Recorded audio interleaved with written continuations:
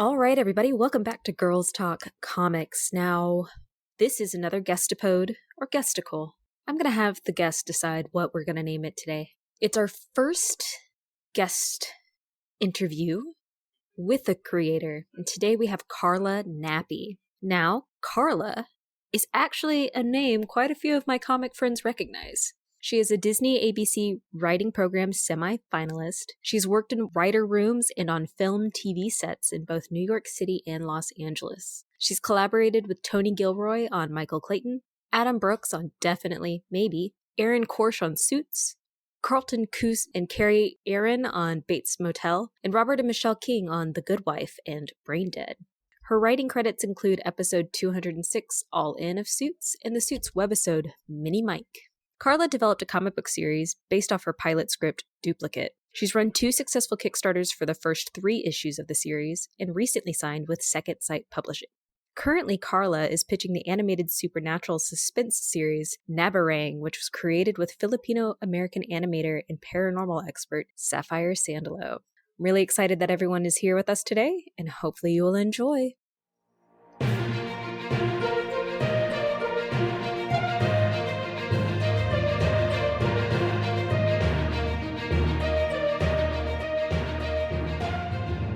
I am really excited that we at Girls Talk Comics are your first lady-led podcast. To be on, that was really a great fact. I guess the comics world is pretty male-dominated. Yeah, I didn't even realize it until we booked, and then I was like, wait a minute. I haven't spoken to any other women. And even when I'm on panels, which, has been a minute since I've been on a panel, it's usually me and just a bunch of other guys. And I know that there's like a million women out there that do this. Yes. And I was actually talking about that with another podcaster about how it's really easy to connect with and find male creators, but it does seem that a lot of lady type creators are a bit more hesitant, or at least harder to access. And I want to believe it's because everybody's been horribly burned and it's like a self-defense mechanism. Right. But I'm also not a creator and don't know what it's like as you who's putting content out there to be critiqued as such. So yeah, when I took a comic book writing class, it was all men and me and one other woman, and that was it. Wow. Well, I'm hoping that this podcast can contribute to breaking down barriers. I don't expect us to be huge forerunners and smashing down walls, but I'm really glad that you're here. And as our first creator guest, since we're both lady types, I'm excited. No, I am too. I'm excited to get a woman's perspective on this comic book, because even all the people no, that's not true. I actually have had a few women reviewers of the comic book, but I haven't had any women that I've actually been able to have a back and forth conversation with about the comic book. Totally. So let's talk about this comic book, Duplicant, right? Yes. Give your spiel. Tell us all about it. Okay, so Duplicant is set in the future during a pandemic, of all things, of organ failure. The comic starts with Pamela, who's studying to become an attorney. She works as a paralegal, and she becomes sick and needs to have her lungs replaced. And in this world, when you have to have an organ replaced, you're given what's called a duplicant organ, which is a manufactured organ to replace the one that's failed. But the cost of it is so high, you're sold into indentured servitude. So she finds herself in this world she never expected to be in, having to do this work she never in a million years thought she was ever going to have to do. And she's also hearing rumors that the tech has some sort of fatal flaw to it. So she tracks down the scientist who created it, Matt Travers, and tries to get his help. And the story starts to pivot at that point to follow Matt in his journey to figure out what, if anything, is actually wrong with his tech, and uncovering what else is being done without his knowledge to something that he intended to be good for the world and not harmful. I love that concept. And I'm really glad that you reached out to me about it and we connected on it. I probably would have missed it in the previews when it was coming out. So I'm really glad you brought it to my attention. And again, thank you for letting me read the first issue, because narratively, first, I loved how you paced it. And I really loved it focusing on the woman at first and then pivoting to the actual main scientist, because you got so engaged to her, or I did as a reader, got really connected with her, really invested in her and this injustice. And then watching the conclusion of her story and it transitioning to the next level, I was like, yeah, I want this crime solved. I want this problem solved. Like, give me good answers, scientist guy. I'm really bad at names, and I'll tell you right now, I loved your characters. I just can't retain. Oh, that's okay. It's well. Pamela and Matt. Pamela and Matt. Okay, yes. No, I'm excited about Matt and seeing how the rest of it goes. So it's going to drop. Is it dropping in April? So the first issue drops in April. The first 4 issues are available through the Kickstarter. So the first 2 issues are available as like a perfect bound book through the Kickstarter, and then issues 3 and 4 as their own separate issues. But through my publisher, they're going to be publishing each issue by itself bi-monthly starting in April. So we're in previews world now for the first issue. So that's unique to comic book stores because the first issue hasn't been printed by itself before. And I already have it on my pull. It is already ordered for me. Oh, fabulous. Thank you. Yes. I love picking things up at my shop. Not that I wouldn't support the Kickstarter, and if people can find other ways to purchase, do so. There's just something special about going into a store and grabbing your monthly books or bi-monthly books, and I will take whatever hit of that dopamine I can. Especially nowadays, we need all the dopamine we can get. Right? Can I comment on the theme a little bit? Yeah. Can I tell you the vibe? Okay. I love Repo, the genetic rock opera. Yes, I love that movie. Yes. Okay. I totally, when I was reading this, I'm like, this is like Repo and like Repomen. And what was that other movie? I think it was called Island? No.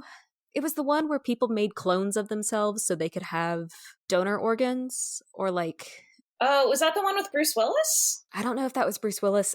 Yeah, Repo was like a big influence on this, and I've actually only ever seen it once, but I saw it in a theater. I was working in New York City at the time when it came out, and I went to one of these, like, I think it was like opening weekend, like 11 p.m. sort of screening thing at like this little art house theater in Manhattan, and I was just like, this is epic. I just loved it, and it just stuck with me. So good. One, the music is phenomenal, but even the Repomen movie with... Which I've never seen. Yeah, with Jude Law. I've never seen it. Like, I'm aware of it. I know about it, but I haven't watched it. But I'm aware of the movie and the fact that it's kind of got a similar theme. So yeah, this is definitely my own sort of spin on Repo the Genetic Opera, and Minority Report too was a big influence for me. You know, Blade Runner and like all those sorts of dystopian movies that I love.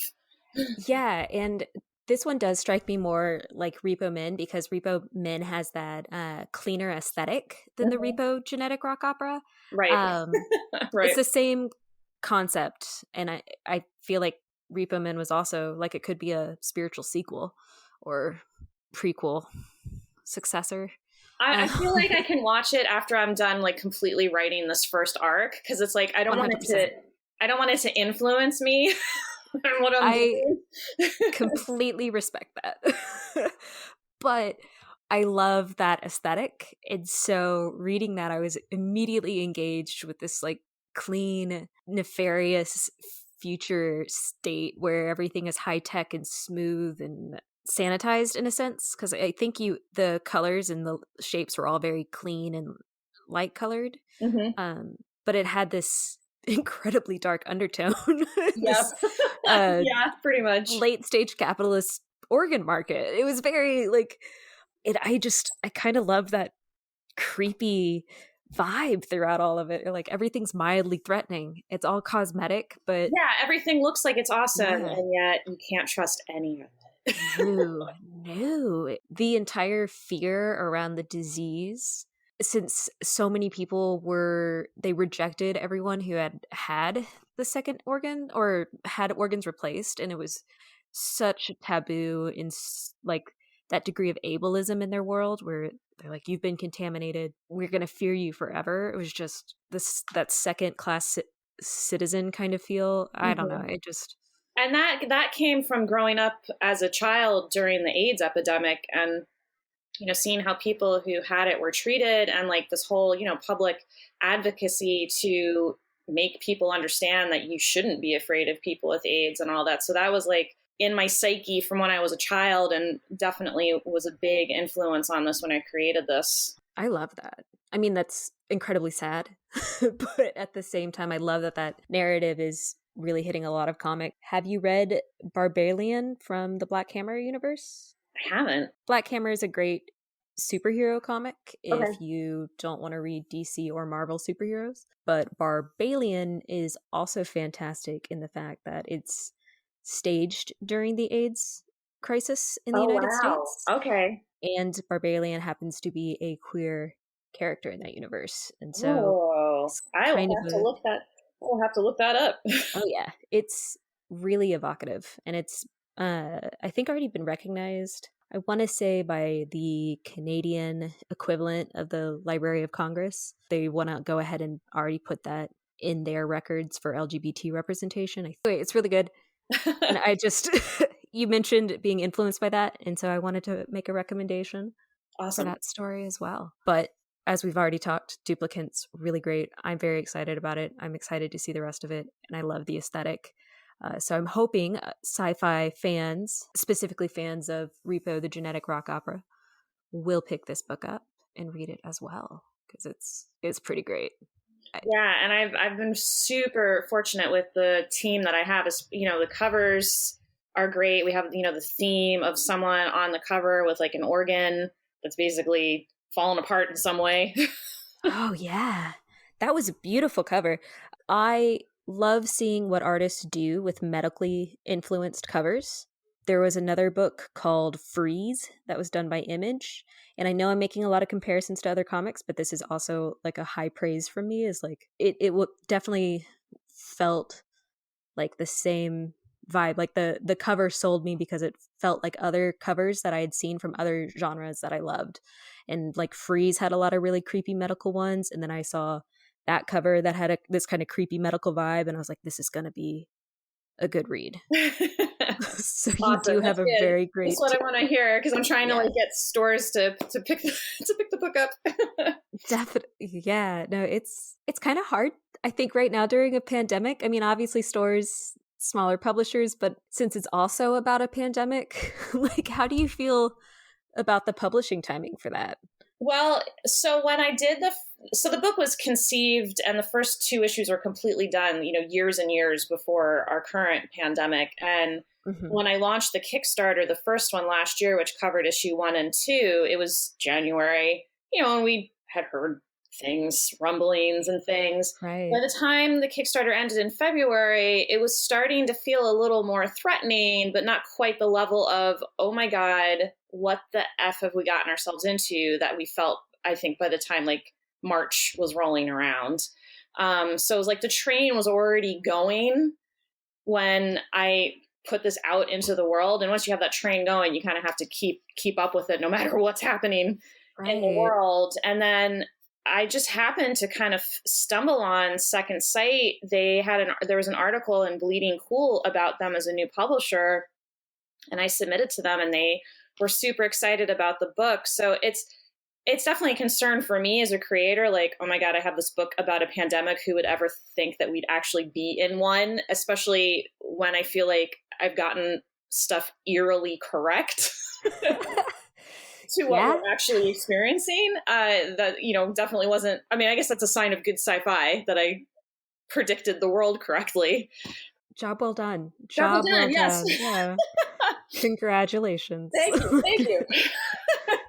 Yeah, it's definitely a little bit of a weird, like, are people going to want to read this considering what it's about? But my hope is, because the story focuses more on Matt and his emotional journey and not so much on the contagion itself, that's going to be the thing that keeps readers coming back for more. And I will have to say, having read it in a pandemic, it does feel a bit more like we're at the after part of it in your story. Obviously, it's still impacting lives and people are still feeling the ramifications, but there has been like a cure, an intervention. There is a system set up in place to help people after they get sick, which hasn't been the vibe from the last year for our situation. No. So it's a bit easier to kind of sit through, because it does feel like, you're in the after crisis, right? Like Well, this is where we're coming into this in issue 1, is that this virus has been around for a few years. Okay. So this isn't something that like just started. So people have kind of been living with it for a while. And there is a way to not die from it, but it's obviously not an ideal way, which is why Matt is trying to find a vaccine that's proving elusive to him. And that also plays into the mystery of everything that's going on in this world. It's the best kind of mystery. Okay, I love a good crime drama. I have been binging Criminal Minds lately, which I'm also hypercritical of, because they do things and I'm like, this case would have been thrown out. Just I overthink it. It's fine. But that mystery, and certainly when it comes to medical mysteries, it has a feeling of kind of that supernatural, since most of us aren't immunologists. For immunologists out there, I hope you do enjoy a good medical mystery comic book kind of sci-fi question, but I did not study that, so it's all magical to me. It's all very supernatural. And so it obviously is very sci-fi, but certainly with this kind of behind the scenes exploitation, this human exploitation, that's kind of foreshadowed, like exists in the first issue. It does make it feel, nefarious. I've already said this, but it just like so human manipulated, right? Like that might be me projecting my current views of capitalism onto your story. But I'm looking forward to the rest of the story. I'm definitely going to be hyping this book up as it gets closer to release. Yeah. Well, I do end every issue on a cliffhanger. Ooh, that's the best part. That's quality writing right there. Leave me with more questions than answers. Smart.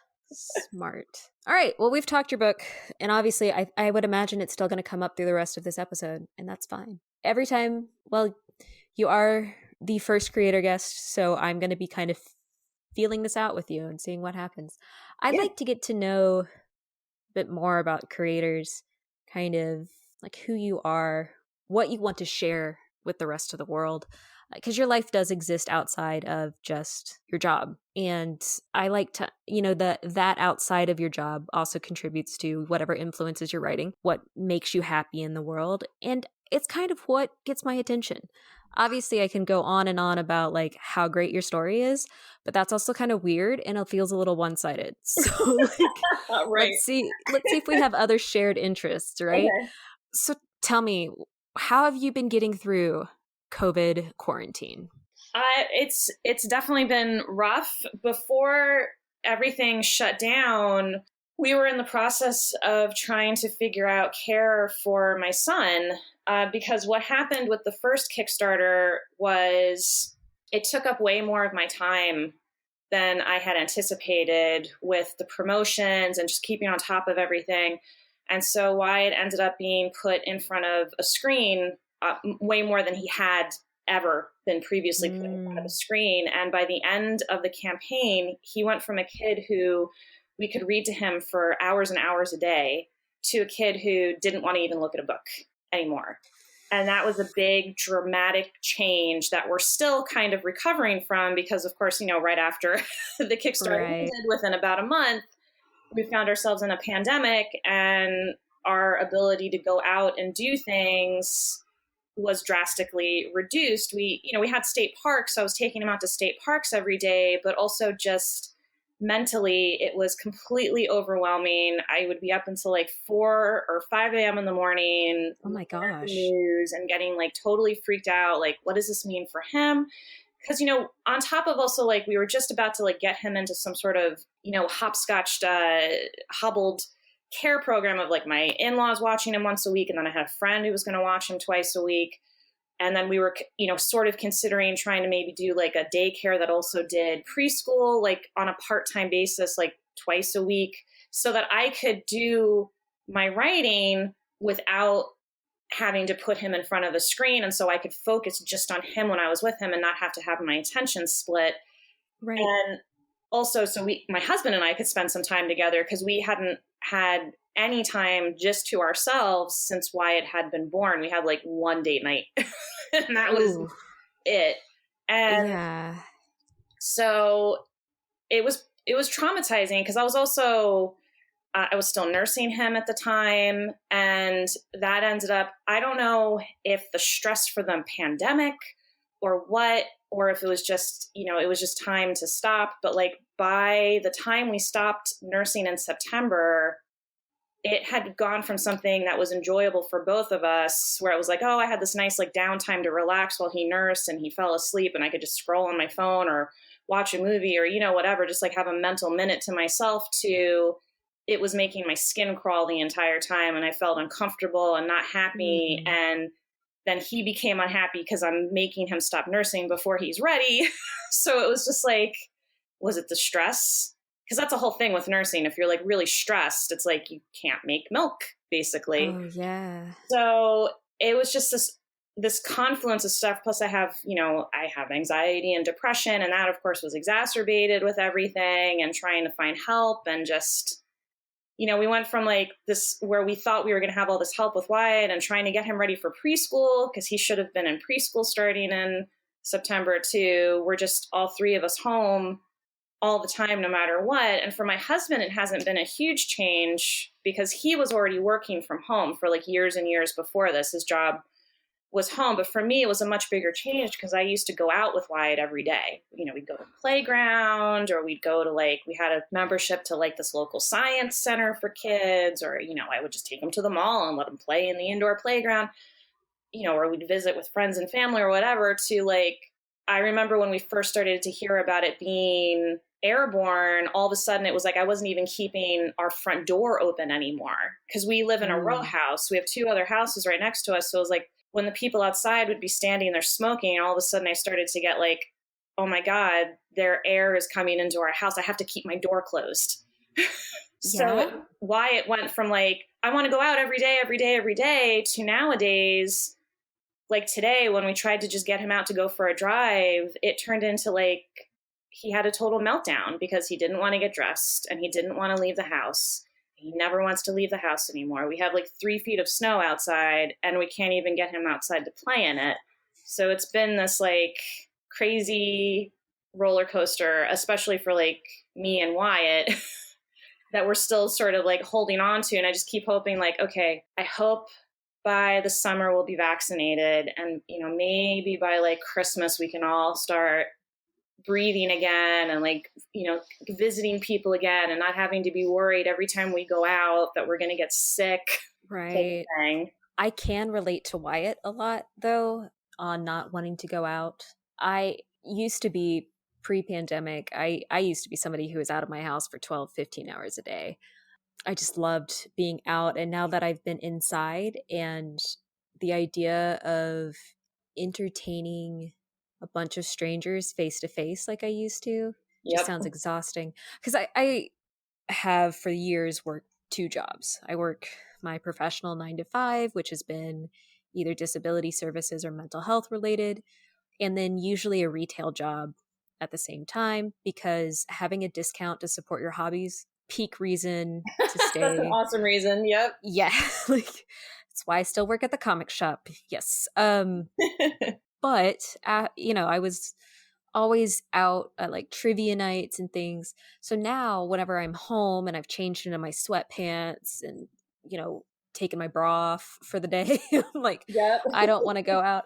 My housemate, I had to go get us groceries the other day, and he had to like roll me off the couch so I could get the momentum to go. Because I was just like, I don't want to leave. It was icy. It was the beginning of kind of a icy snowstorm, which was the best time to go. And I was like, I don't want to. And he finally was like, no, you have to go. And I went instead of him because he has to commute 45 minutes to work. So it was just, Oh, yeah, that's rough when you have to yeah, make a long commute to work. it Yeah. was just fair that when I have to drive 5 minutes, I should go to the grocery store rather Yeah. than his hour and a half. So I can feel Wyatt on that one, just being like, no. Yeah, and it's everyone's like, "Oh, he must be out like every day playing in the snow." And I'm like, "No." Like he No, literally yeah. has zero interest in going out of the house, and he's always been very, close to me, and now it's like even more so. Sometimes he goes through these phases where he just like he doesn't even want to look at Joe. Like poor Joe, he'll like get off of work and want to play with Aw. Wyatt, and he'll be like, "I don't want Dada." But it's Oh. like that's the only time I get to do any of my own stuff is when my husband's done at 8 o'clock or later if he has to work late, and then I maybe get like maybe 2 to 3 hours if I'm lucky, if Joe can stay awake that long to try to keep up with my Kickstarter, work on the next issue, go over whatever other projects I'm working on, which I have a couple that I'm juggling, and then just like try to decompress. And some days I'm just like, I just need to sit here. Yeah. And then the next day I'm in a panic because I didn't get enough done. Right. Yes. Can relate. That I really empathize with that. When I was in grad school, I was also working full and part-time while doing internships and classwork. Can completely relate. I say completely in the idea of how stressful and almost suffocating that kind of workload is. I don't have children, so can't relate to the parenthood part of it. But I am sending you all the vibes and support that I can emotionally through the internet in your Thank you. direction, because that It's is a tough lot 'cause to it's like do. I just want to sit and focus on Wyatt, but it's like sometimes I just need a minute to myself, and it's very hard. And I Mhm. think this is probably a lot of parents are feeling this. It's like they just don't have that minute to themselves anymore because if it's not Yeah. catching up on whatever else they need to do when their kids finally asleep, it's also just keeping up mentally with the absolute insanity that is our world right now, and not just the pandemic stuff, but the political landscape, which thankfully has quieted down. So it feels like that's not as Yeah. much of a It's not struggle. as pressing. It's not as Yeah. pressing. Yeah, it doesn't feel as pressing as it did before, which is good. Yeah. One less thing to Um, worry about. yeah. It's like it's still there, but you're like, I can watch you like every other day rather than Yeah, every minute of every day. yeah. So My big getting thing that. now is like when I go out, because I can't go to the stores. If I go to a store, it's in the evenings. My Mhm. husband goes to the stores in the mornings whenever he goes grocery shopping, and everyone is good about wearing their masks. Something about when I go in the evenings, no one wears their masks Ooh. and no one does anything about it. So it feels like extra fraught on the rare times that I do go out because I'm being confronted with people who think that this is a hoax and won't do the right thing and wear a mask. I've always had a theory about morning people versus evening people, Mm-hmm. and how people who can just get going in the morning are, I want to say, a little bit more composed because That's my there's husband's something. theory too. Yep. Okay, we might be onto something now. That is not a jab at anybody who's an evening person. I am an all day kind of person, so like I can vibe with both groups, but there's just something a little bit more like peppy about a morning person and willing to be more polite. I don't know, like comply with social niceties. At Yes. 8 a.m. Maybe it's not wanting to argue before noon. I don't know, but Maybe that um, could be. That's a good maybe. point. Yeah. I don't know. It's I used to work in a grocery store, and those morning people were always just like, "We're on it. We're nice. We're great to go." But at 10:30, when I had a night shift, they were like, "We will slash anybody who gets near me." I'm like, I don't blame you at 10:30 at night, but I also don't know why we have such a huge difference in It's attitudes. true. It's true. I worked one job at a night shift. I worked at a Super 8. I worked at a Super 8 Oh, on the night shift on the border of Indiana and Michigan. So most people at that hour are either truckers people Yes. stopping for the night. That's the majority of the people, and they usually book their room in advance because they're pretty organized when you're a trucker, Yeah. or they're the crazy people. Love it. Yeah, Love yeah, it.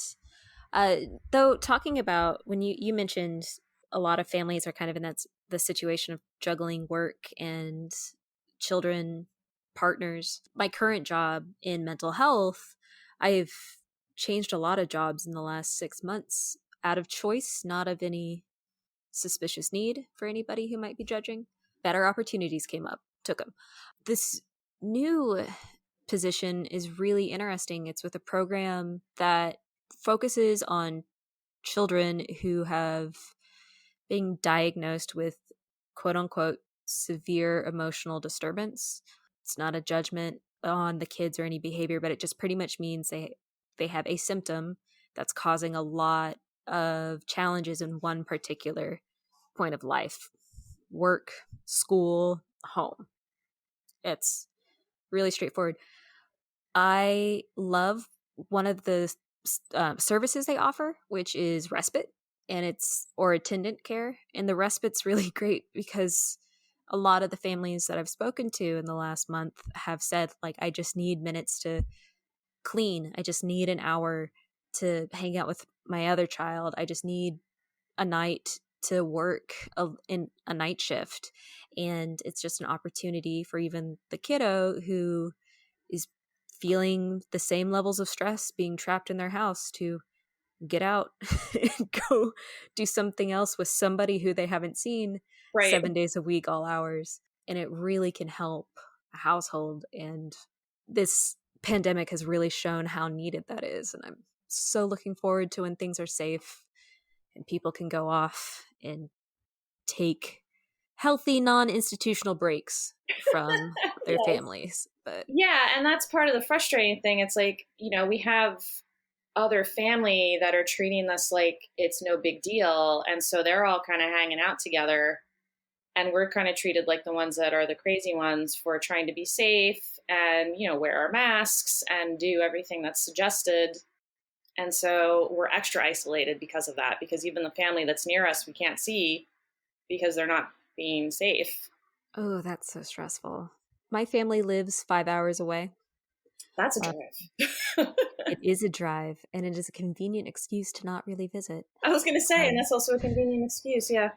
yeah, I one of them is a doctor, and she does work with some patients who test positive for COVID, unfortunately. So she has had quite a few exposures, and it was really stressful at the start. She is a psychiatrist and has worked in inpatient facilities at the start of it, and it was very nerve-wracking because no one really had good policies in place at the time, good testing measures, good preventative measures that didn't exist really in March and April, even for hospitals, where when she was at an inpatient facility. And we think she tested positive at that time.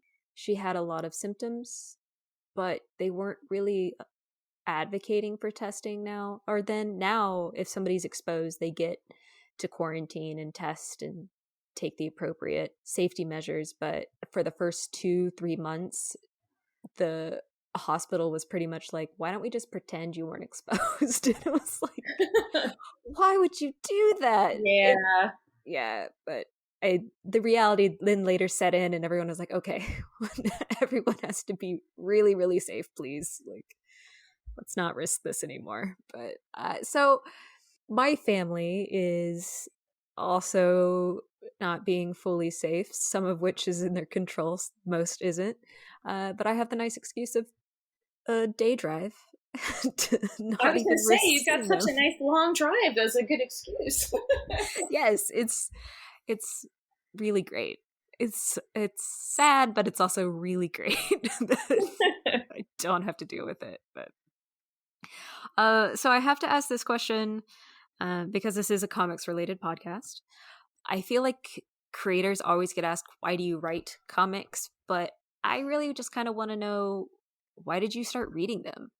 Like, why did you get into comics? Not professionally, but like as a hobby. I started reading comics really late in life. I didn't read them when I was younger. I don't remember particularly being exposed to them. I was never brought to any sort of comic book stores as a kid. And I actually think, not to date myself, but I think comic books might still have actually been in, your normal pharmacies and things like that on the news rack at that point. But it just wasn't other than the Sunday comics, it just wasn't something I read. I was more into kids' books. Like I actually read children's picture books, which one could argue is a form of graphic novel, until I was probably into my teens. I mean, I was still, reading books that you would read as a teen, but I always loved children's picture books. And I didn't start to read comic books until I was already into my 30s, and I started to go to comic book conventions, and I started to make friends with comic book creators. And so that's when I started to really get into reading them and really enjoying this format and the style of art, because, it's literature and it's art combined. And I love art and I love literature. So it was a nice combination there. 2-in-1 deal. 2-in-1 deal. Exactly. Yeah. Exactly. And I come from a family of artists. So it's kind of funny that like I came into it so late, because my great uncle is Rudy Nappi, and he did all those iconic Nancy Drew and Hardy Boy covers that people had as kids in their homes growing up. And then he also did Pulp Fiction. I didn't even put that together, by the way. I didn't even put that together.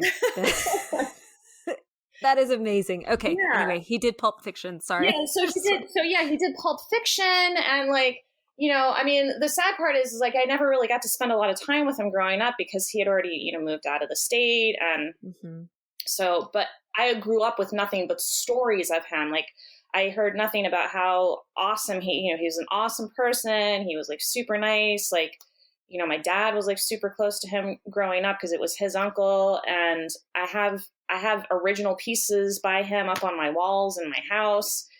So even though I didn't get to spend as time with him the way I wish I had, listening to all the stories about how awesome he was growing up, I definitely feel like a connection to him anyway, because I've heard all these awesome stories about him growing up. So, and, my dad's a graphic artist. My mom was always in the basement painting stuff too. So it was just like, they would take me to museums constantly as a child. We always went to the Metropolitan Museum of Art in Manhattan on a regular basis, or other museums. So it always felt like I was immersed in the art world.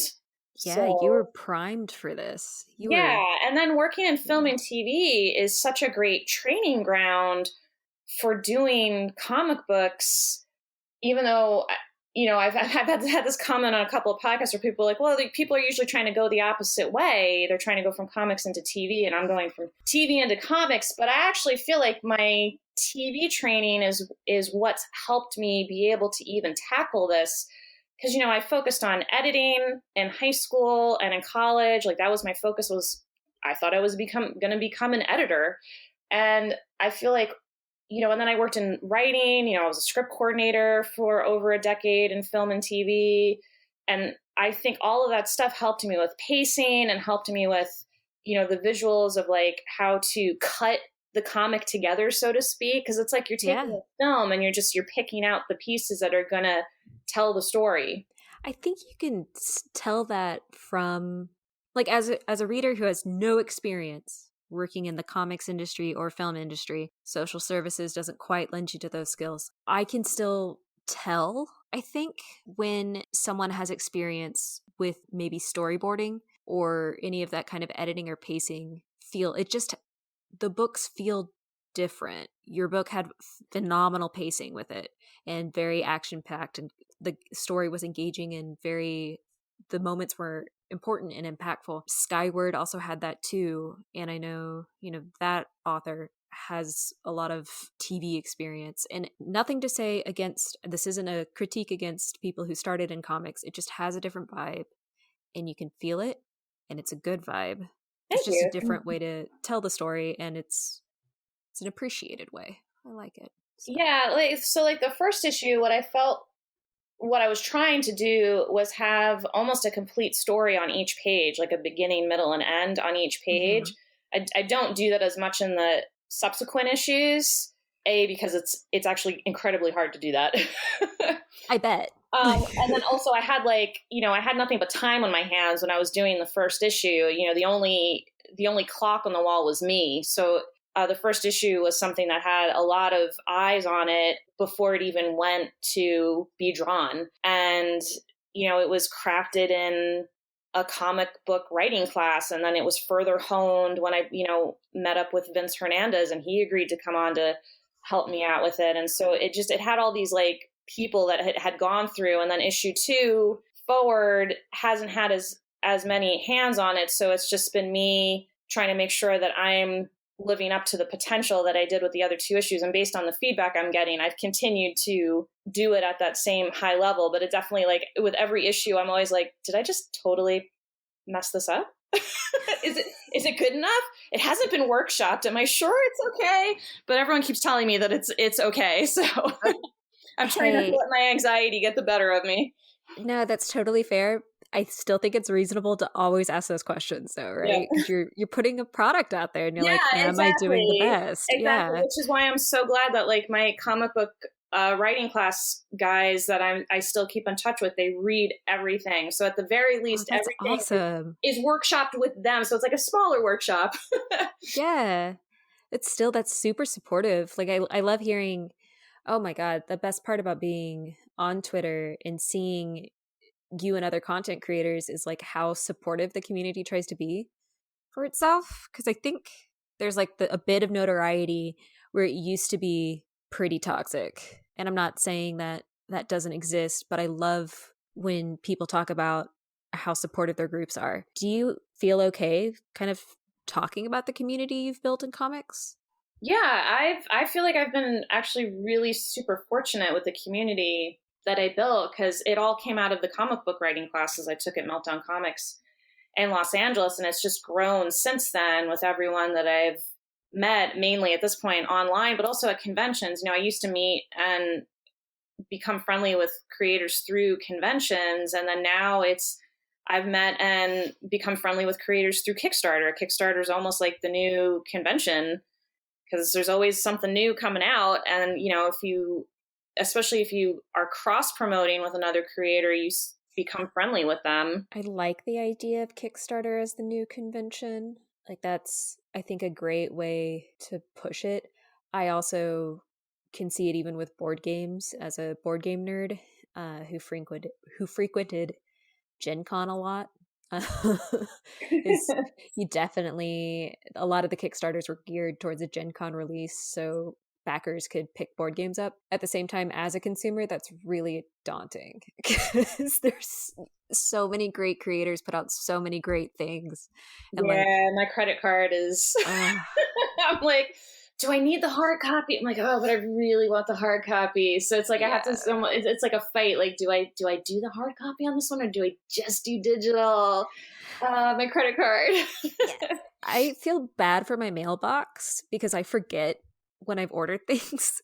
So I just open it and there's 2 packages kind of crammed in there by the poor post office worker who that's usually my husband. He's like, did you back another Kickstarter? He's like, how many are you backing? Out of my housemate and I'm the only one with the mail key, so he cannot judge me. Oh, there you go. It feels weird, I have a little bit too much authority, but at the same time, things that I ordered don't have to go through his, assessment. It's right. It's my secret. I got another book. Woo-hoo-hoo. Okay, so you said your husband plays video games.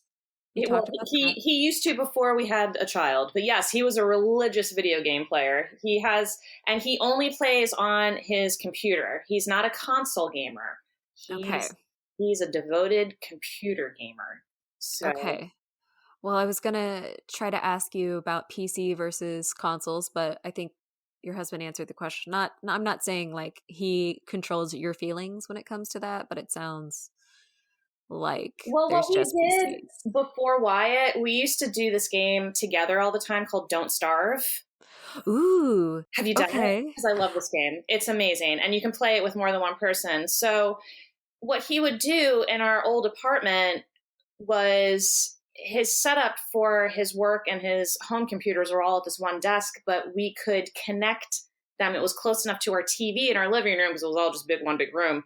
Right. And then so we could just put Don't Starve up, and he has a special controller that works with his computer that we would use to play Don't Starve on the TV. So it was almost like having the best of both worlds because it was a computer game on our TV. That's awesome. That is awesome. So yeah, okay. So you play Don't Starve. Yeah, That's been on my wish list for years. I did like Mario Brothers growing up and all that sort of thing.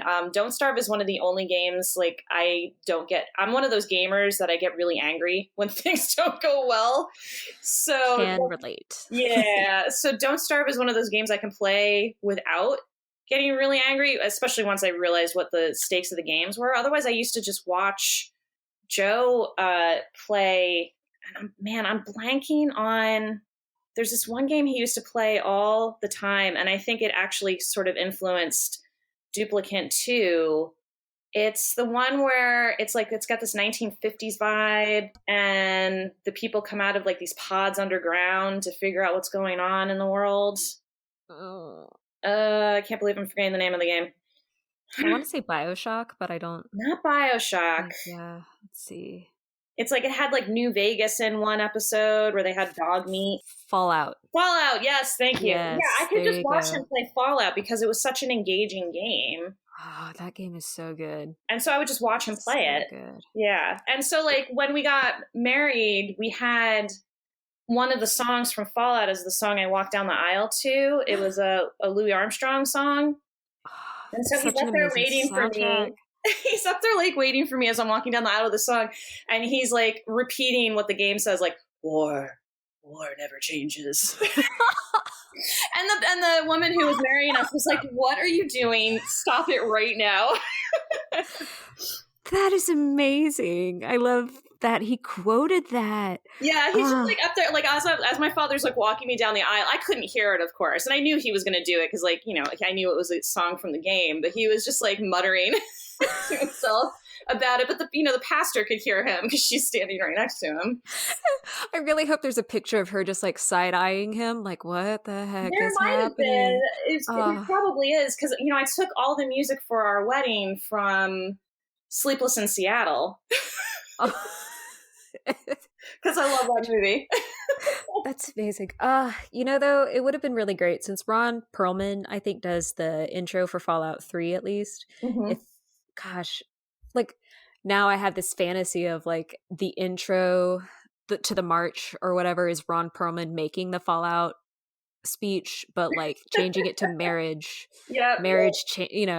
Like just substituting marriage for war. And I mean, it would be a really dark speech, but kind of hilarious as talk about the world on fire. Who we are, so I think it works.